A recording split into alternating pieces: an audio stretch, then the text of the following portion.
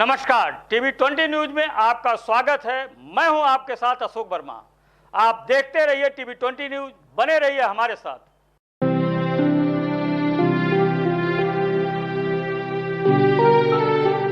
गोपालपुर विधानसभा क्षेत्र 344 के युवा कर्मठ और लोकप्रिय भाजपा नेता और परशुरामपुर से जिला पंचायत सदस्य विशाल सेठ द्वारा विधानसभा क्षेत्र की सभी जनता जनार्दन को गणतंत्र दिवस की हार्दिक बधाई और शुभाशीष की आकांक्षा के साथ साथ सत सत नमन।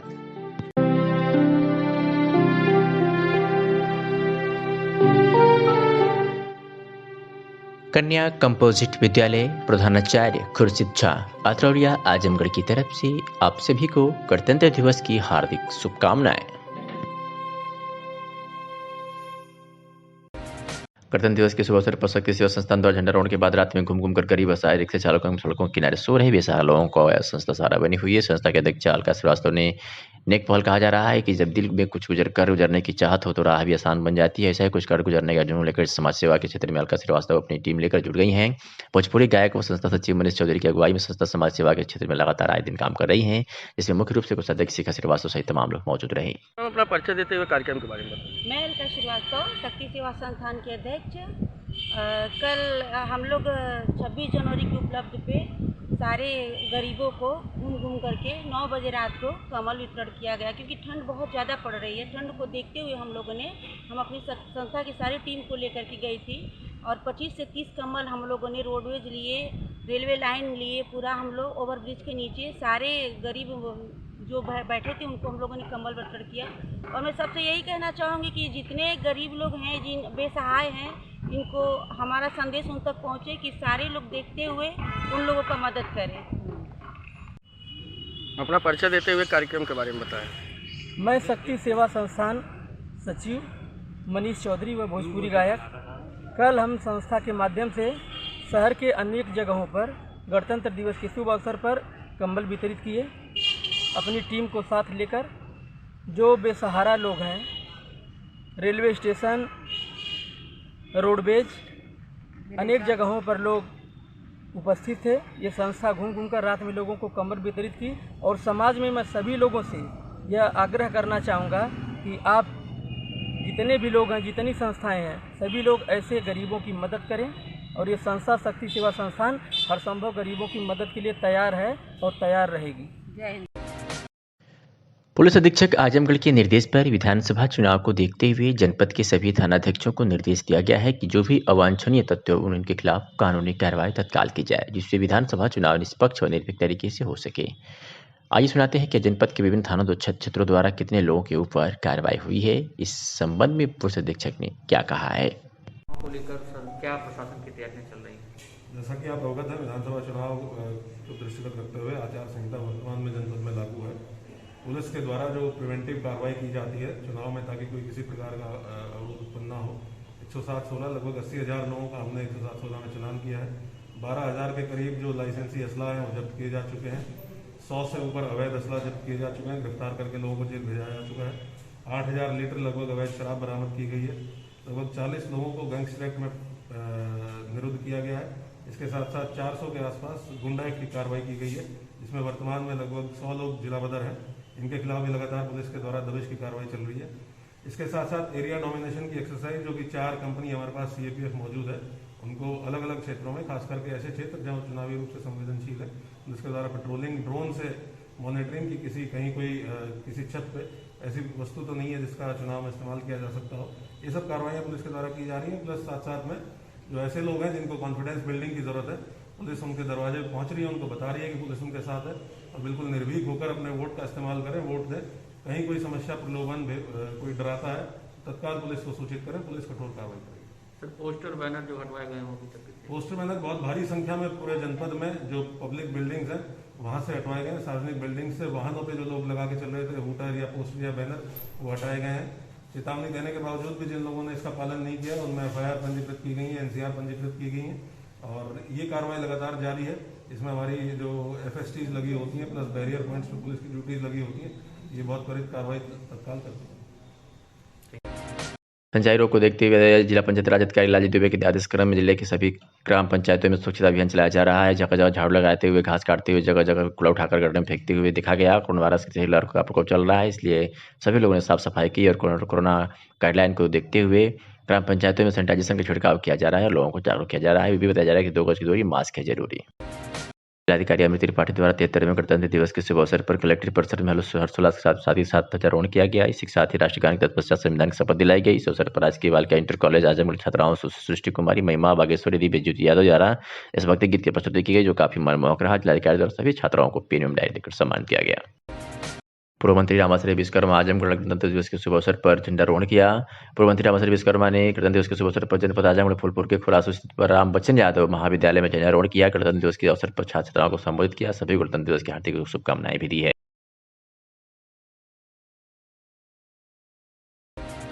के मंडलायुक्त विश्वास पंत ने गुरुवार को विकास भवन में स्थित कार्यालयों का निरीक्षण किया। इस दौरान कई अधिकारी और कर्मचारी अनुपस्थित मिले। इसके बाद वह डीपीआरओ कार्यालय पहुंचे, जिसमें फाइलों की जांच की। जांच प्रकरण को लंबित देख उन्होंने नाराजगी जताई। उन्होंने सीडीओ को कार्रवाई के निर्देश जारी किए और अनुपस्थित अधिकारियों कर्मचारियों का वेतन रोकने के निर्देश दिए। कमिश्नर विजय विश्वास पंत गुरुवार सुबह 11:45 पर विकास भवन पहुंचे। इस दौरान उन्होंने जिला पंचायत राज अधिकारी कार्यालय, सामान्य अनुभाग, जिला विकास कार्यालय का औचक निरीक्षण किया। आज मैं औचक निरीक्षण में आया था, जहां मैंने जिला पंचायत राज अधिकारी कार्यालय और जिला विकास अधिकारी कार्यालय का निरीक्षण किया। तो निरीक्षण में जिला पंचायत राज अधिकारी कार्यालय में कुछ कार्मिक लोग अनुपस्थित मिले। इसके अलावा जो पूर्ण पहले से जो लंबित जो विभागीय कार्रवाई वाली पत्रावली थी, उनका भी मैंने निरीक्षण किया। तो उन पत्रावलियों में विलम्ब से निस्तारण हो रहा है, तो उसका इंस्पेक्शन नोट में जारी करूंगा और फिर मुख्य विकास अधिकारी और जिला विकास अधिकारी, जिला पंचायत राज अधिकारी से अपेक्षा करूंगा कि उन जो लंबित मामले हैं उनको गुण दोष के आधार पर शीघ्र उनका निस्तारण करें। सर, अनुपस्थित भी कोई पाए गए? कुछ लोग अनुपस्थित पाए गए हैं, 3-4 लोग अनुपस्थित पाए गए। उनका वेतन रुकेगा और शोकॉज जारी होगा।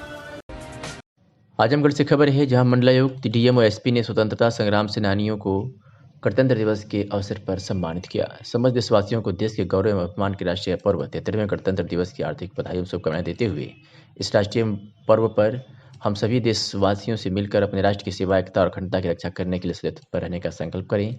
इसी क्रम में पुलिस लाइन ग्राउंड कार्यक्रम में विश्व मंडलायुक्त, जिलाधिकारी और एसपी अनुराग आर्य के हाथों स्वतंत्रता संग्राम सेनानी लालचंद तिवारी, बाबा स्वतंत्रता संग्राम सेनानी कामरेड जहीर खां के पौत्र जाहिद उर्फ आज़ाद नेता को सम्मानित किया गया।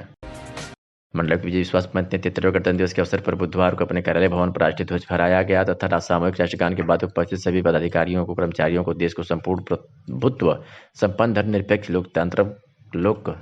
लोकतंत्रात्मक राज्य बनाने तथा अभिव्यक्ति, विश्वास, धर्म और उपासना की स्वतंत्रता, प्रतिष्ठा और अवसर की क्षमता प्रदान करने के साथ ही राष्ट्र की एकता, अखंडता सुनिश्चित करने वाली बंधुओं को बढ़ाने, प्रभुता और सामाजिक समरसता बनाए रखने, देश के विकास में अपनी सहभागिता सुनिश्चित करने का मंडलायुक्त विजय विश्वास पंत ने 73वें गणतंत्र दिवस के अवसर पर बुधवार को स्थानीय पुलिस लाइन के मैदान भव्य रूप से आयोजित गणतंत्र दिवस समारोह के मुख्य अतिथि के रूप में राष्ट्रीय ध्वज फहराया तथा सामूहिक रूप से राष्ट्रगान के बाद उपस्थित सभी अधिकारियों, कर्मचारियों और अन्य लोगों को भारतीय संविधान की प्रस्तावना का संकल्प दिलाया। तदुपरांत उन्होंने पुलिस रोड परेड का निरीक्षण किया तथा परेड की सलामी ली।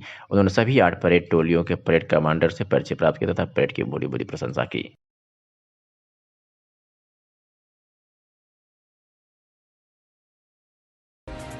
आजमगढ़ के अतरौलिया थाना क्षेत्र के लोहरा गांव में 23 जनवरी रविवार को पंचायत के रंजीश में मारपीट हुई थी, जिसमें एक पक्ष गंभीर रूप से घायल हो गया था तथा घायल को जिला अस्पताल के लिए रेफर कर दिया गया था। ज्ञात हो कि राजेश पुत्र खुशियाल स्थानीय लोहरा निवासी ने 23 जनवरी रविवार को लगभग शाम 6 बजे स्थानीय थाने में तहरीर के माध्यम से आरोप लगाया कि हमारे पड़ोसी लाठी डंडे से लैस होकर पंचायत चुनाव की रंजीश में गाली गलौज कर देते हुए रेखा पत्नी राजेश व पुत्र कमाल को मारने पीटने लगे, जिससे शोर सुनकर स्थानीय लोगों द्वारा किसी तरह बीच बचाव कर जान बचाई गई, जिसमें रेखा को गंभीर चोट आने के कारण बेहोश हो गई तो वही पुत्र कमाल की हालत बेहद नाजुक बनी हुई है। थाना प्रभारी रमेश कुमार ने बताया कि पीड़ित की तहरीर के आधार पर 4 नामजद अभियुक्त के खिलाफ मुकदमा पंजीकृत कर आगे कार्रवाई की जा रही है। पीड़ित राजेश और घायल रेखा ने क्या कुछ कहा है, सुनिए। जी, हमारा नाम रेखा है। कहाँ के निवासी हैं? लोहरा। ये आपको चोट कैसे लगी है? साहब, हमें 4 लोग मारे हैं, राधे, दुर्गा, ओम प्रकाश, अखिलेश। क्यों मारे हैं? क्या क्या कारण था? साहब, हम वजह ही नहीं जान पाए हमें क्यों मारे हैं। और लोग को भी मारे हैं आपके घर में? हमारे लड़के को मारे हैं। किस लिए मारे हमें पता नहीं है। नहीं साहब, दोनों लोग घायल हैं आप लोग। दोनों लोग घायल हैं। चाची आपको कांति कहाँ के निवासी है? लोहरा का। क्या मामला था कि चोट लगी आपके परिवार वालों को? ये मामला पता नहीं है कैसे का मामला है। हाँ, कैसे घायल हुए हैं? क्या कहाँ चोट लगी? लैटरिन करे जात रहना लड़का और उन्हें खींच के अपने घर में मारना। ओकरे बाद महतारी उनका बाहर सेवती रहा तो गई कि हमारे लड़का काहे मारा था, बस मरना उनका सर फट गया। इहो लैटरिन कह के अवत रहना तो उधर देखना इहो गई ना छोड़ावे, बस एनहू के 2-3-4 डंडा लगा देना लोग। कौन कौन मारा नाम जानती हो? हाँ, अखिलेश, राधेश्याम, दुर्गा, ओम प्रकाश। कोई आपकी पुरानी रंजिश वंजिश तो नहीं उनसे कुछ? नहीं, कुछ नहीं है साहब, हम लोग गरीब आदमी हैं, किससे लड़ने लायक हैं। और आपने थाने में प्रार्थना पत्र दिया है? हाँ। राजेश कुमार, कहाँ के निवासी? लोहरा के सर। ये आपके परिवार वालों को कैसे चोट लगी इसके बारे में बताइए। सर हम ये समझ ही नहीं पाए कि चोट ये लोग कैसे मार दिए। मेरा लड़का सुबह उठ के लैट्रिन गया और वहाँ से उसका छोटा बच्चा एक है वो डंडा लेके दौड़ाया। जब तक उसके पिताजी जो हैं, जो जिनका नाम राधेश्याम है, उन्होंने दौड़ करके मेरे बच्चे को पीछे से इस सर पे मार दिया। तुरंत मेरा बच्चा गिर के बेहोश हो गया। आपके परिवार में कितने लोग को चोट लगी है? सर हमको भी लगा है कहीं कहीं थोड़ा थोड़ा, और मेरी पत्नी को लगा है, इसका सर फट गया है। और बच्चे को लेकर यहाँ क्या नाम है 100 नंबर फ़ोन किया, एम्बुलेंस आई, लेके गई हॉस्पिटल पे, यहाँ से रिफ़र कर दिया। आजमगढ़ गए, आजमगढ़ में रात भर रोके, वहाँ पे जो बताए कि यहाँ पे इसका इलाज नहीं हो पाएगा, लखनऊ के लिए रिफ़र कर दिए।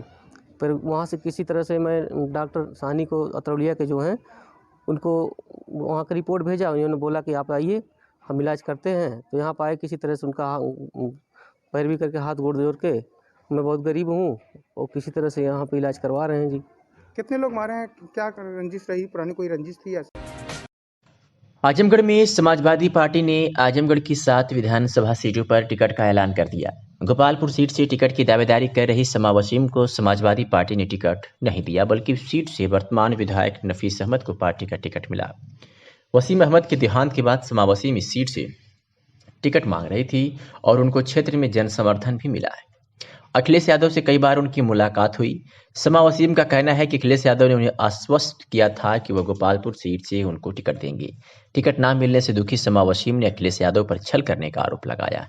उन्होंने कहा कि उनके पति समाजवादी पार्टी के संस्थापक सदस्यों में से थे और पार्टी के लिए उन्होंने बहुत कुछ किया। अस्वस्थता का हवाला देकर पिछले विधानसभा चुनाव में वसीम अहमद को भी टिकट नहीं दिया गया। आज समा वसीम ने कहा कि पहले तो अखिलेश यादव ने वसीम अहमद के साथ छल किया, अब उन्होंने मेरे साथ भी छल किया है।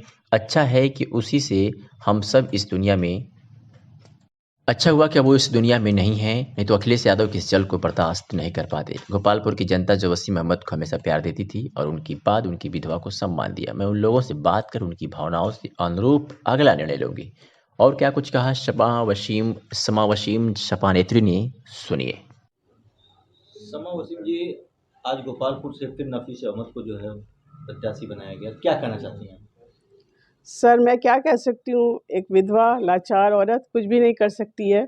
मैं जब राष्ट्रीय अध्यक्ष जी से पहली बार मिलने गई थी तो उन्होंने मुझसे फर्स्ट क्वेश्चन पूछा था कि आपको क्या करना है, तो मैंने उनको फ़ौरन ही जवाब दिया था कि मुझे लड़ना है। तो अगर वो मुझे उसी टाइम बोल देते कि मुझे आप मत लड़िए, कर दीजिए, तो मैं चुपचाप हो जाती, फिर मैं आगे बढ़ती ही नहीं। लेकिन मैं तो अपने पति की ख्वाहिश को पूरा करने के लिए यहाँ पे आई थी। सोचा था जनता के बीच रह करके उनकी ख्वाहिश को पूरा करूँगी। उनकी ख्वाहिश थी कि 2022 में लड़ना है, तो मैं इसलिए आई थी और मैं इसीलिए राष्ट्रीय अध्यक्ष जी से मिली भी थी। लेकिन जब राष्ट्रीय अध्यक्ष जी ने कहा कि ठीक है आप जाइए क्षेत्र में, फिर उन्होंने बोला कि मैं सर्वे करा करके आपको उसका बताऊँगा, सर्वे कराऊँगा, फिर जिसके आधार पर जो निर्णय होगा वो किया जाएगा। लेकिन ये उन्होंने छल किया, जबकि सर्वे में मेरी रिपोर्ट हमेशा ऊपर आ रही थी। कहीं से भी आप पता कर लें, सर्वे में वो ऊपर जा रहा था मेरा हमेशा से। लेकिन उन्होंने पहले मेरे पति के साथ छल किया, अब मेरे साथ छल किया। इसके लिए अब मैं क्या कर सकती हूँ? अब मैं गोपालपुर की जो है जनता से मैं पूछना चाहूँगी कि वो मेरे से क्या करना है। मैं उनसे पूछ करके फिर कोई निर्णय लूँगी। मुझे नहीं पता कि क्या करना है क्या नहीं करना है, इस टाइम तो मुझको कुछ समझ में नहीं आ रहा है। मैं तो यही सोच रही हूँ कि अच्छा हुआ जो वसीम अहमद चले गए, नहीं शायद वो इस दर्द को दोबारा बर्दाश्त नहीं कर पाते। मैं तो खुद इतना समझ नहीं पा रही हूँ कि मैं क्या करूँ, तो वो क्या करते, क्योंकि वो समाजवादी पार्टी से इस तरह से जुड़े हुए थे कि उनके लिए पार्टी को छोड़ना उसके अलावा और कुछ सोचना ही नहीं था। इसीलिए वो पार्टी के साथ लगे रह गए कहीं नहीं गए। और शायद ऊपर वाले की अच्छा हुआ कि मैं तो बार बार यही कह रही हूँ कि ऊपर वाले की बहुत करम है कि उन्होंने उसको उठा लिया। दोबारा ये दंश शायद वो झेल नहीं पाते, इसलिए बहुत अच्छा किया। अब जो गोपालपुर की जनता चाहेगी वो मैं करूँगी, उसके अलावा मैं नहीं बता सकती कि मैं क्या करूँगी। कांग्रेस पार्टी ने बलरामपुर जनपद के कैसड़ी विधानसभा क्षेत्र के लिए डॉक्टर इश्तियाक अहमद को अपना प्रत्याशी घोषित कर दिया है। जनसंपर्क के दौरान क्षेत्र में मतदाताओं के द्वारा जगह जगह उनका भव्य स्वागत किया, तो वही कार्यकर्ताओं ने उन्हें मिठाई खिलाकर खुशी का इजहार किया। आपको बता दें कि इश्तियाक अहमद पेशे से डॉक्टर हैं। उनका अपना निजी नर्सिंग होम इसी विधानसभा क्षेत्र में चल रहा है। दवा इलाज के माध्यम से वह काफ़ी समय से जनता का सेवा और सहयोग करते चले आ रहे हैं। इसी कारण वह पूरे विधानसभा क्षेत्र में काफ़ी चर्चित हैं, जिन्हें जनता का काफ़ी समर्थन भी मिलता नजर आ रहा है। क्या कुछ कहा डॉक्टर इश्तियाक अहमद हमारे टीवी 20 न्यूज़ संवाददाता बिंदुश्वरी पांडे से बातचीत करते हुए, और स्थानीय एक मतदाता ने, सुनिए। भेजू प्रियंका गांधी का जो चुनावी प्रतिज्ञा है वो आपके विधानसभा क्षेत्र में कितना कारगर साबित हो रहा है? भाई साहब, मैं आपको बताना चाहता हूं, प्रियंका जी का जो प्रतिज्ञा है, प्रतिज्ञा का मतलब होता है कसम खाना।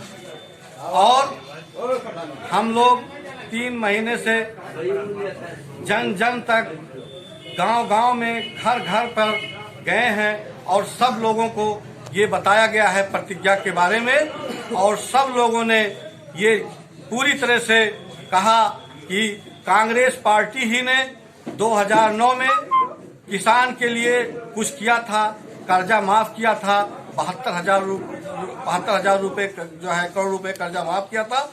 और कांग्रेस पार्टी ही फिर हमें कर्जा माफ करेगी, बिजली का बिल हाफ करेगी, और 2500 रुपया कुंतल अनाज खरीदेगी, 400 रुपया कुंतल गन्ना खरीदेगी।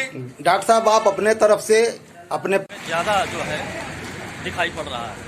कैसे दिखाई इसलिए पड़ रहा है कि वर्तमान समय में जो सरकार है भारतीय जनता पार्टी की, उसकी नीतियों से लोग त्रस्त हैं। किसी भी वर्ग का हो, किसी भी मतलब चाहे वो किसान हो, चाहे वो महिलाएं हों, सबका उत्पीड़न कहीं ना कहीं से हो रहा है। इसलिए पूरी जनता बिल्कुल परेशान है हर तरीके से, छोटा जानवरों से लेकर के और बाकी हर तरीके की महंगाई और महिलाओं का उत्पीड़न, इन सब चीज़ों को लेकर के जनता काफ़ी रुष्ट है। और कांग्रेस पार्टी की जो नीतियां हैं, प्रियंका जी के जो प्रतिज्ञा है, वादा है, उस पर जनता काफ़ी ध्यान दे रही है। और कोई विकल्प ना देख पाने के कारण जनता कांग्रेस की तरफ भाग रही है। क्या कांग्रेस को इस बार विधानसभा में जीत मिलने की संभावना है? क्या उम्मीद कर? संभावना है, कांग्रेस से ही सारी कोई भी पार्टी हो, कांग्रेस से ही टक्कर कांग्रेस का ही रहेगा। और ये खबर आजमगढ़ के अतरौलिया से है, जहां समाजवादी पार्टी के राष्ट्रीय अध्यक्ष अखिलेश यादव द्वारा विधायक डॉक्टर संग्राम यादव को लगातार तीसरी बार विश्वास जताते हुए प्रत्याशी बनाए जाने पर सपा कार्यकर्ताओं में खुशी की लहर है। इस मौके पर समाजवादी पार्टी कार्यालय पर सपा कार्यकर्ताओं ने एक दूसरे को मिठाई खिलाकर खुशी का इजहार किया एवं राष्ट्रीय अध्यक्ष अखिलेश यादव को धन्यवाद ज्ञापित किया कि उन्होंने जनप्रिय नेता डॉक्टर संग्राम यादव पर एक बार पुनः अपना विश्वास बनाए रखा। उनके विश्वास को यहाँ की जनता कायम रखेगी तथा संग्राम यादव को भारी मतों से चुनाव जिताकर विधानसभा में भेजने का कार्य करेगी। आइए सुनाते हैं कि अतरौलिया ब्लॉक प्रमुख चंद्रशेखर यादव ने क्या कुछ कहा। मैं सबसे पहले समाजवादी पार्टी के संरक्षक, जननायक, धरतीपुत्र नेताजी आदरणीय मुलायम सिंह यादव जी को एवं समाजवादी पार्टी के राष्ट्रीय अध्यक्ष, उत्तर प्रदेश के पूर्व मुख्यमंत्री एवं भावी मुख्यमंत्री आदरणीय अखिलेश यादव जी को अपनी तरफ से, अतरौलिया की महान जनता की तरफ से उनको बहुत बहुत धन्यवाद ज्ञापित करता हूं कि उन्होंने जो लगातार समाजवादी पार्टी के कार्यकर्ताओं की पसंद पर डॉक्टर संग्राम यादव को तीसरी बार समाजवादी पार्टी ने विश्वास दिलाया है, तो हम सबसे पहले हम आदरणीय राष्ट्रीय अध्यक्ष जी को और आदरणीय नेताजी को बहुत बहुत साधुवाद और धन्यवाद ज्ञापित करते हैं। जैसा कि आप जानते हैं कि यहाँ पर अब की बार गांव-गांव में इतनी ज़बरदस्त लहर आदरणीय अखिलेश यादव को मुख्यमंत्री बनाने के लिए और डॉक्टर संग्राम यादव को ऐतिहासिक जीत दिलाने के लिए यहाँ जाति धर्म की सारी सीमाएं तोड़ करके गांव के लोग बैठ करके इस बात का फैसला लिए हैं कि उत्तर प्रदेश में अखिलेश यादव को मुख्यमंत्री बनाने के लिए संग्राम यादव की अब की बात ऐतिहासिक जीत अतरौलिया से होगी।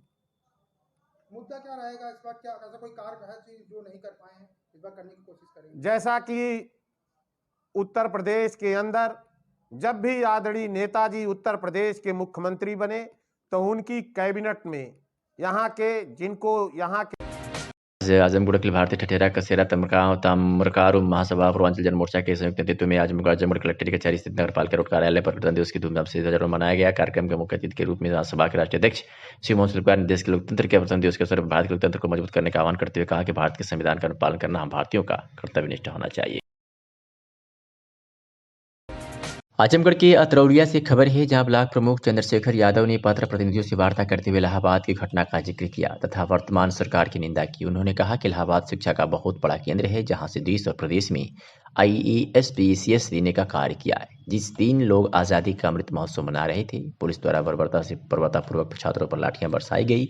कई स्थानों पर छात्रावासों में घुसकर पुलिस ने जिस तरह तोड़फोड़ की, इसका जवाब वही छात्र विधानसभा चुनाव में बटन दबाकर समाजवादी पार्टी की सरकार बनाकर छात्र देने को तैयार है। आइए सुनाते हैं कि ब्लॉक प्रमुख चंद्रशेखर यादव ने क्या कुछ कहा। साथ लाठीचार्ज हुई है कुछ लेके, उसके बारे में समाजवादी पार्टी का मैं बहुत दुखित हूँ, क्योंकि मैं इलाहाबाद की उन तंग गलियों में डॉक्टर ताराचंद छात्रावास में रह करके, बघाड़ा की गलियों में जहां बर्बरतापूर्वक नौजवानों को कछारों को में अंदर घुस के पीटा गया, सलोरी में पीटा गया, अल्लाहपुर में पीटा गया।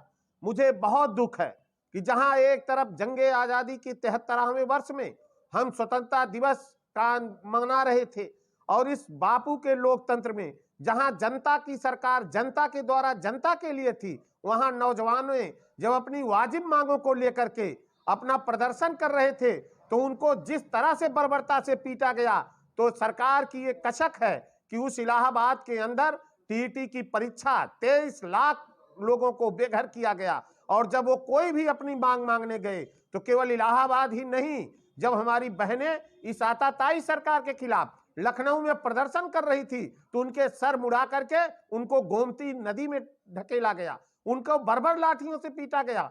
वहां से लेकर के इलाहाबाद में जो इस तरह सा कृत्य हुआ है, आने वाले समय में अखिलेश यादव के नेतृत्व में 350 से ज्यादा नौजवान, वो इलाहाबाद की केवल लाठीचार्ज नहीं है, इलाहाबाद वो IAS और PCS का कारखाना है। वहां रहने वाले लोग इलाहाबाद यूनिवर्सिटी के देश का प्रधानमंत्री दिए हैं, राष्ट्रपति दिए हैं, समूचे उत्तर प्रदेश के नौजवानों के ऊपर लाठीचार्ज है। और आने वाले समय में नौजवान अपना इसका एक एक लाठी का जवाब उसको EVM मशीन में आदरणीय अखिलेश यादव पर विश्वास जता करके उसका 73वें गणतंत्र दिवस के मौके पर लखनऊ के समाजवादी पार्टी कार्यालय के अंदर अमेठी के गौरीगंज से आए सपा कार्यकर्ताओं ने मौजूदा सपा प्रत्याशी पर गंभीर आरोप लगाया है। सपा कार्यकर्ताओं ने सपा प्रत्याशी राकेश प्रताप सिंह को हटाने की मांग की है। इसी दौरान नगर अध्यक्ष रामशंकर यादव ने बताया कि गौरीगंज 185 विधानसभा प्रत्याशी राकेश प्रताप सिंह भाजपा का एजेंट है। पिछले 10 साल से क्षेत्र का कोई विकास नहीं किया है। यादव और समाज का इन्होंने शोषण किया है, न ही संगठन में आते हैं और न ही किसी पार्टी में शामिल हुए हैं और ना ही किसी मीटिंग में शामिल हुए हैं। और उन्होंने कहा कि सपा प्रत्याशी राकेश प्रताप सिंह को हटाकर किसी और को प्रत्याशी बनाने की मांग की है। आज समाजवादी पार्टी कार्यालय में प्रोटेस्ट चल रहा है, क्यों प्रोटेस्ट चल रहा है, किन मुद्दों को लेकर प्रोटेस्ट कर रहे हैं आप लोग? हमारे यहाँ मुद्दों को राकेश प्रताप सिंह हैं, गौरीगंज जनपद के अमेठी के, और ये 10 साल से जो है विकास नहीं किए, शोषण किए हैं हमारे यादव समाज का, पाल समाज का, मौर्य समाज का। किस विधानसभा सीट से हैं? 185 गौरीगंज। क्या नाम है प्रत्याशी का? Rakesh Pratap Singh.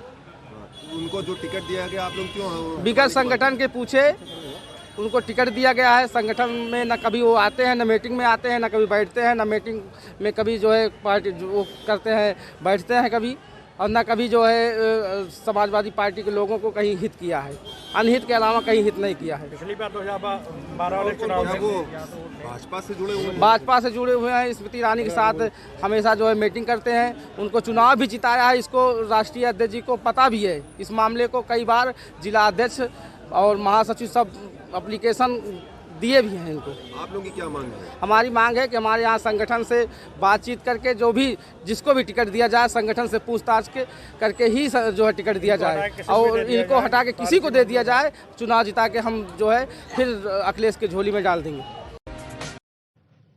Actress Neetu Chandra Srivastava never back down की मल्टी स्टारर फ्रेंचाइजी में किरदार निभा रही हैं, जिसका शीर्षक नेवर बैंक डाउन रिवॉल्ट है। केली मेडिसिन द्वारा निर्देशित और Sony motion pictures world wide और मार्डले पिक्चर्स द्वारा निर्मित यह फिल्म एक महिला पर आधारित है जिसका अपहरण हो जाता है। मुंबई एंटरटेनमेंट इंडस्ट्री के कुछ ही एक्टर्स ऐसे हैं जिन्होंने हॉलीवुड में अपने पहले डेब्यू प्रोजेक्ट के बाद सफलता हासिल की है। ऐसे में जब एक्ट्रेस नीतू चंद्रा श्रीवास्तव ने अपने लगन और मेहनत से एक्टिंग की दुनिया में अलग मुकाम हासिल करने के बाद उनके हाथ बार हॉलीवुड का बड़ा प्रोजेक्ट लगा है। अपने जबरदस्त अभिनय क्षमता की लोहा मनवाते हुए AR एंटरटेनमेंट के इवेंट डायरेक्टर अरविंद चित्रान से एक्ट्रेस नीतू चंद्रा ने फिल्म के बारे में कहा कि पिछले साल मैंने डैन इन ताइक्वांडो में ब्लैक बेल्ट 4 हासिल की और भारत का 3 बार प्रतिनिधित्व भी किया है। मैं अपने निर्देशक के लिए मेडिसिन की शुक्रगुजार हूं कि उन्होंने मुझ पर विश्वास दिखाया है। इसके अलावा मुझे विश्वास है कि दर्शक पर्दे पर मेरे इस अवतार को देखकर आश्चर्यचकित होने वाले हैं। वास्तव में इसके लिए उत्सुक हूं और मुझे यकीन है कि विश्व स्तर पर दर्शकों को मेरी भूमिका और इस किरदार के लिए की गई मेरी मेहनत दिखाई देगी।